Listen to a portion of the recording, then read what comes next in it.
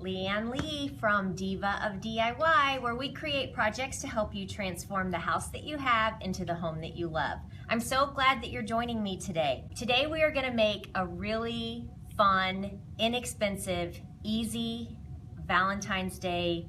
I'll call it a Valentine's Day craft. It's really not. It's a home decor trick that I've been using for years. See, I really like to change out my decor with every season. And that's kind of a way to not redo my whole house every time, so I switch out my throw pillows. And so one thing that I have done for years is use placemats for my throw pillows. And there are so many amazing placemats out there. I am not a sewer. So today I'm gonna show you how to make adorable no-sew pillows. And we're using placemats for it, and you're gonna love it. You're gonna be going and buying placemats out the yin-yang. So here's some placemats that Terry picked up for me. Clearance, $3.48. Target. They're French. That makes them more expensive. So we have a couple of different options here. You can always find seasonal placemats. Right after Christmas, you can stock up on those. What I love about placemats is, one, they're usually two-sided, so you get two different looks. Also, you can take the stuffing out of them when you're not using them and lay them flat. So I don't have to worry about having pillows stuck in my closet. I would just have placemats laid in there that I can open back up, stuff, and move on. So my go-tos for non-sewing are Heat and Bond. I always get the Ultra. Can you see that? Ultra is red.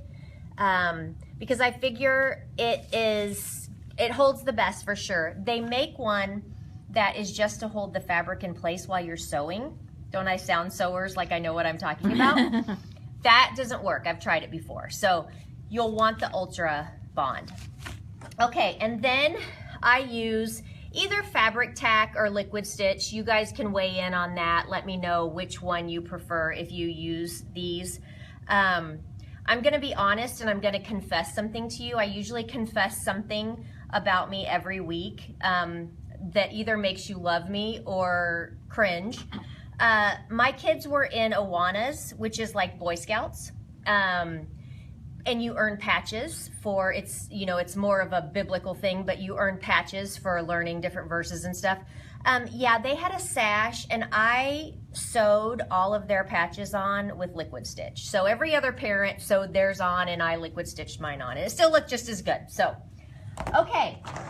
And then you're just gonna need some stick pins. And then you're gonna need a seam ripper for this. So we're gonna start with just this generic one right here. Not seasonal. I love it because this would go well with denim. It would look good in a kid's room. It's gonna look more like a lumbar pillow or a small decorative pillow when you're finished.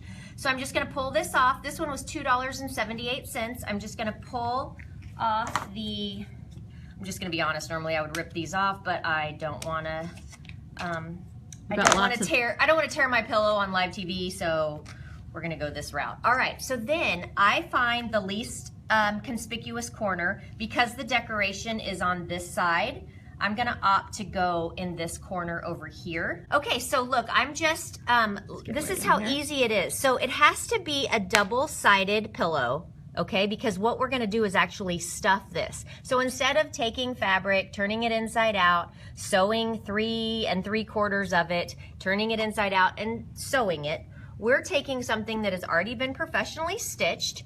I'm taking the seam ripper, and all I have to do is just take it right along the seam here, and you just want enough open so that you can stuff your stuffing in there, okay? So we've got a nice opening there. Now I'm going to take, I'm just using polyfill, okay? Another trick, if you have other pillows, you can take the stuffing out of the other pillows. I know a lot of junk sisters that will go buy pillows at a thrift store, and then they'll take the stuffing out of those. Whatever works for you. For me, I have this. It's not very expensive, and it has a tool with it that'll make it easy for stuffing. I'm gonna be honest and tell you that I would normally use probably a paint stick, but this does come with it. A paint stick just kind of is longer and easier to maneuver. And I'm a painter, so I have lots of paint stirrers is what I mean. So I'm taking this and I'm just gonna start stuffing. So I stuff these, and that is a matter of preference, how much you wanna stuff it. I stuff it pretty full. So you see how this is starting to fill in. See how this is kind of little? You know, you can't really, with this being so oblong, so that's why I usually use a paint stick. Okay, so here, this is pretty darn well stuffed. So I'm gonna show you how I close it up. I just cut my little edge here, and so this is the seam here that I want to close up. So I'm gonna take liquid stitch. I'm just gonna take, just on this one edge, and run a bead. Whoa, now. Oh, maybe you didn't shake it. It's been a while since you've used that kind. Yeah, let me see if I can get it out. The whole reason I put it on the plate first was for that exact reason. Okay, so I'm just putting a little bead here. And that's a little thick because you had to. Yes, so I'm gonna smooth it out a little bit. There's actually a little clump in it. See, this is real life crafting, people. We do with what we got. Exactly. All right, so I smooth it out a little bit. It'll dry clear. Then I'm just going to put them together like this. Can you hold one end? Or you got Nope, it? I think I'm good. And then I'm gonna just use some straight pins to hold it together. And it'll take, I mean, I would look at manufacturer's instructions for the different glues. It says let dry 24 hours. So I would leave this for 24 hours and then pull the stick pins. Then I just lay that flat, so it'll just sit like this, dry overnight. I'll be able to pull those pins, and then look how cute that pillow is. This is how I do my pillows. I always pop them in the middle and have the little points, but how cute on a accent chair, a sofa, a kid's bed, your bed, and you can just find so many different ones. And it's funny, when you turn it into a pillow, it no longer, like, you think, oh, that was a cute placemat, but you turn it into a pillow and it takes on a whole different look. I kind of got this one because, you know, for $3 and you have something that has some stitching on it. I mean, this is embroidered. I mean, I can't. Some actual detail and stuff, so makes but it also look pretty custom. You could flip it over. You know, this could be fall, and then you could flip it over. So, then when the season is over, or I'm tired of using the placemat, then I just reopen that same area, and you'll be able to open it back up again. I mean, you're gonna have to pull on it, but it'll open back up again. I pull the stuffing out. I keep the stuffing in one bin, and then I lay all my placemats flat. So you would be disgusted if you saw my stack of placemats that I have. Okay, so now we're gonna make an applique Valentine's Day pillow. So we picked this one up. I am not, maybe because I have a house full of boys and I was raised by my dad, but I am not a real foo-foo-y, like for Valentine's Day. I like to put hearts and things like that, but I don't do a whole lot of red and pink glittery type things. I feel like if it has a heart and it says love, it's Valentine's Day in my book. So I'm using more of a denim and chambray placemat for this. Before I unstitch it or do anything else, I'm going to go ahead and get my design. Here's the front side. It came with these little stitches. Yeah, let's show them what the back side looks like. So two completely different looks here. And if you think that you know what I'm doing, that's fine, but just know I've got some tricks. I always pull out surprises at the end, so don't leave me. All right, so I'm going to use felt for this, okay? You could use any other kind of fabric. I mean, I always keep all of my extra pieces of fabric for this reason. If you've got little pieces, keep them, because think how cute it would be even to put, you know, to combine this yellow or this orange with this. But I'm making a pillow for Valentine's Day. So Heat and Bond comes, let me show you. So this is the adhesive side, okay? And then it has a paper side. Okay, it ends up being double-sided adhesive when we're done. But what I'm gonna do is take my piece of felt. This is just a felt square that you get at the craft store. I'm going to measure, and I'm actually going to leave, I'm not gonna make the adhesive quite as big as the piece of felt, just because I'm not gonna use all of the felt. And what you don't wanna do is, when you go to iron this on, if you have an outline, if you go bigger with the adhesive and you iron it down, you're gonna get adhesive all over your surface. So I usually make it a little bit smaller, unless I need the whole piece, then I'll just cover my, cover my surface. So I'm gonna make it just a little bit smaller. So I've got my piece of felt, and then this is the adhesive side. It's gonna be down, and I'm gonna actually be ironing on the paper, okay? So I take a medium, high, or heat iron, depending on if you're not using heat and bond, make sure that it's, what the temperature says. And then you're just going to fuse the paper right on, or the adhesive right onto this piece of felt. Now felt probably isn't gonna like super high heat, but this only requires medium. So keep that in mind if you're doing something else with felt. I'm not sure what the heat, barrier is for that, but it works fine for what we're doing. Okay, so once you do that, you just wanna let the heat cool on this piece of paper, and it doesn't take long at all. I've got one here, so I'll just take this one. And then you're just gonna peel can you see sorry for my gross manicure. It's very hard when you paint for a living to have pretty nails. Okay. Oh yeah, they got it. You can see the shininess. Okay, so I'm pulling off the piece of paper. And it's not sticky right now. And actually, I probably would have left the paper on to do my cutout first. I got too excited. But anyway, I'll show you what I'm doing. So I'm just laying this out, kind of getting an idea, and this placemat's the same both ways. So let me go ahead and take this tag off. Okay, so that's how, so we pulled it off, and I'll just show you, because let's do it the way I would normally do it. So you've got this on. So, okay. So I'm laying where, it's the same both ways. So one of us is gonna be upside down. I'm gonna let you be upside down for just a second so I can do this. I'm just going to sketch out a heart. You can do it on the paper side. Yeah, there you go. Thank you. Okay, so I'm gonna draw out my heart. It is not sticky right now. It will be sticky when it's fused with the iron. And you could do this with, and I could make this bigger, I could make small ones. You could do this with pinking shears if you wanted to, cutting it out so that you had a design. I'm gonna actually show you something else that we're gonna do to this one just to kind of jazz it up a little bit. So then I just cut my heart out. Okay, so here's my little heart that I made, see? And Terry called me out on it because she's like, don't you usually do it on the paper side? And I'm like, oh yes, but I'm too excited. But see, that way, you're never gonna see this if it's not cut out perfectly. Okay, so I would lay that there. If I wanted to now, I could put some small little hearts, I could put some XOXO, I could do anything. I never throw this away. One, it's got some, valuable heat and bond on it, and you never know when you may want to use it. Even if you just cut out little pieces and let the kids, just play and make something fun. It's an iron, but you can easily, supervise them and you'll be good. So now that I've got this cut, so I just want to back up in case you missed this. Don't pull the paper off until you cut your do your design, because that's what you're drawing. Okay, so I just peel that off. Okay, I'm gonna put, this is not sticky now, but once we put heat on it, it will. So I'm laying it down. Okay, right here.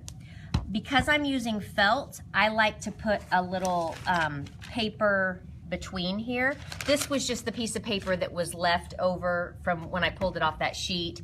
So it could be parchment paper or whatever. I'm just gonna lay this on here for now, just to cover it. And I'm taking my my medium heat iron, and now I'm gonna fuse the heart. Fused on. Ta-da! We could leave it like that, but of course, this is Hometalk, so I'm gonna take it a step further. I'll put it there upside down. I have opted to use fabric paint, this tulip fabric paint, and I'm gonna make it look like it's been stitched on, okay? Just, and you can do one of two ways. So we could stitch it like it looks like it's looped into the fabric, or we really could stitch it like it looks like it's, I don't even know what you call that. Is that a hand stitch? Where it's, oh, right. Mm-hmm. So we could either have it go into the pillow, or we could have it go side, well, I don't even, slip stitch, is that what you call that? where it's going side to side. See, look at you talking like a sewer. I know, it's scary. Well, I think I've Googled enough sewing things to figure out how not to sew that I've gotten some lingo. All right, so let's see. It's gonna end up awesome. It'll end up awesome either way. Whatever you feel like. I think anybody's gonna know. Is that what we're thinking, like that? Yes. I think that's what we're thinking. So once I get this part done, I won't be able to stuff it until after it's fully dried. I want to show you guys some other stuff. So let me show you what this is doing. We will post an updated picture on Hometalk when we're done with this and it's stuffed so that you can see it. But this is what I'm going to do. I'm going to have it go all the way around. So I think it's going to be adorable. So I want to talk to you about another no-sew option. These are on the blog. I don't have the supplies to show this to you today. If you guys end up wanting to see this again, you know, just let the Hometalk team know. But these are no-sew burlap pillows that we make. And we do it all with hot glue and turn them inside out and then put a small little button. It's an envelope is what we've made. So there's a pillow form in there. Yeah, we put a pillow form in it. So you would just find the pillow forms, if you can find them on sale, you know, a certain size. And then, actually, we'll do this. Let me at least turn it inside out so they can see and it. it is on the blog. Yeah, so, you know, I got this pillow form, okay? And I made, this is just one square. This is the same square. For those of you who sew or have done this before, you have probably, you know, made this type of pillow before. It's the same square that's been overlapped. And so let me turn it inside out and show you that I literally hot glued it together. And you know, the thing is, especially with these pillows, they don't get, it's not like they're getting slept on. They're not being used for a lot. They're purely decorative. So what I do is, you could do this same concept with fabric if you wanted to make your own pillows as well. So I literally glued right sides together with a hot glue gun. Once I went all the way around, you know, I glued it on the inside first. I glued this part. Then I went back and I glued the outside so that it was nice and bonded. Then, now you could use liquid stitch for your fabric and it would probably hold, or E6000. The burlap, we couldn't use heat and bond. You know, it's just such a fibrous material. So then I just turned it inside out. After I got it all hot glued, I let it completely dry. It's got to cool so that that glue is nice and sturdy. And then I just put a little button on here, but just think you could put a wood heart on this. You could put a... and then you can just pull it off. We've pulled them off. Oh yeah, you can just pull that button off, put a different button on. But here's something cool that I did for Christmas. So before you would glue it together, this is where you would go ahead and do your fabric paint or any kind of design that you wanted to do. The same thing like we did today. With same exact thing. So this is actually two-sided. So you could do Christmas and winter, which is what we did.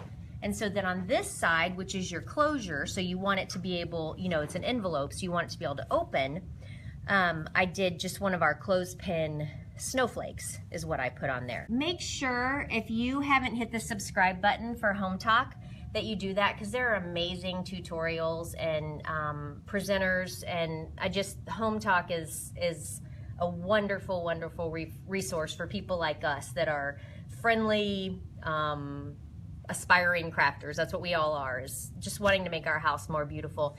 If you liked the projects that I did today and you like projects to transform the house you have to the home you love on a budget, please go to divaofdiy.com and check us out. We also post a lot of inspirational things on Facebook as well, so we'd love to see you there. But I'm Leanne Lee, your Diva of DIY. I'll see you next time.